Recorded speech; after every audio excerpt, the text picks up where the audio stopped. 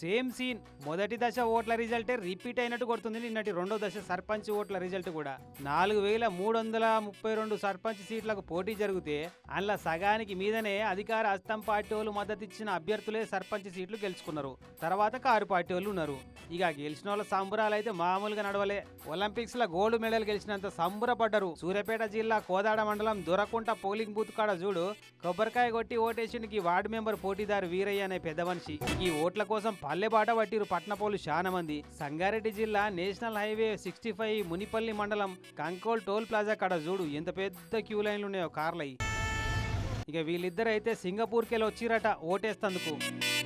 అంతటా టైంకే ఓడిచినాయి ఓట్లు. కొంతమంది అసెంబ్లీ ఓట్ల లేక పొద్దుకి 5 కొట్టేదాకా ఉంటది అనుకొని తెలియక పెళ్లికి వచ్చినట్టు నిమ్మలంగా వచ్చిరట.